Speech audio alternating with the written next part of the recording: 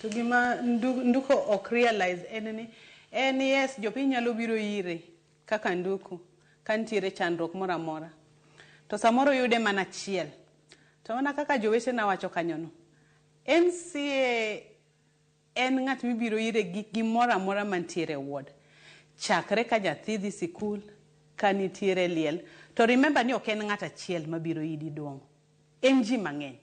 So, of course, that burden is there. Tokwa watch niwa complain. It's a lot. That goes without saying. But again, oningo bedni enbende or wang'iyo ni pesa mawuok malo gi pesa michoko e own source revenue gi. Yes, osekel gi. Nitiere proposal moro kanyo ero manotim gi County Assemblies Forum mar development fund mabiro ne MCA award. It's in the process. Aparoni entiere sani endi a National Assembly. Obo ensure ni kuponi pesa obiro.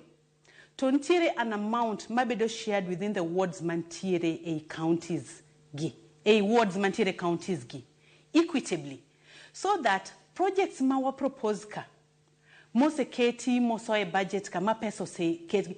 At least MCA bede gi duol moro mawacho ni mantiere gi pesa muchugi. Koro kata kuponi giwacho or giwinjore as an assembly ni giyudo kata ka 30 million or 40 million or even up to 100 million depending on sizes mag counties magintiere godo gi ji mantiere counties gi iyudo ka I think ntiere kaka ma will go a long way konyo etimo projects mantiere within these wards nikech koro an MCA bro bedo gi duol motegno to ipo ido nitiere pesa moketi monigo beni otimo godo proposed projects mantiere ward ne.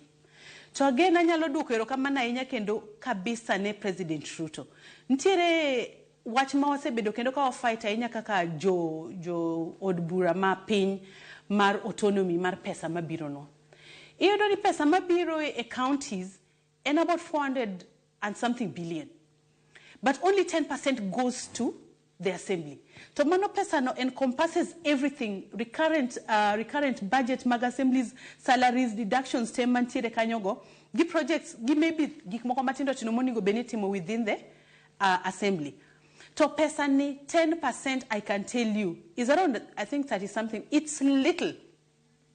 But there's also a proposal ni pesa ni kinyal sode mochok kata mana 20%. Ma work from the executive sijama pesa o hit the county accounts mondo obiangoa direct ne county assemblies sani endi one at the mercy mar the executive.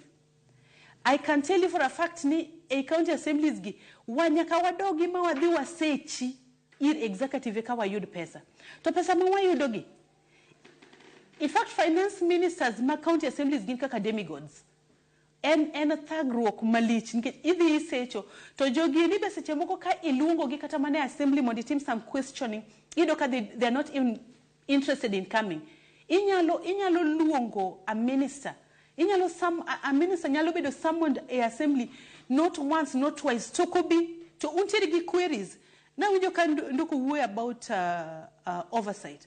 Oversight okay gi mani wadhi e field wadhi timo oversight kudo. We do oversight manakaka no wachicha e committees and sometimes it helps also when these ministers ko bedo summoned e assemblies mondo gibi mondo gin bende gi lernwa kendo gi yangnwa gik matimore nade gik matimore projects. We ask about statuses mag projects mantiere. So it's still a bit of a dance mantiere between the assembly and the executive. To teko be seche moko bedo matek mondo wabed godo nikech ng'at midwaro biro idwa luongo ni mondo ikweri ni ng'ani be in at their mercy mar mondo yud kata mana teko or financial muscle ma inyalo timo godo oversight maber.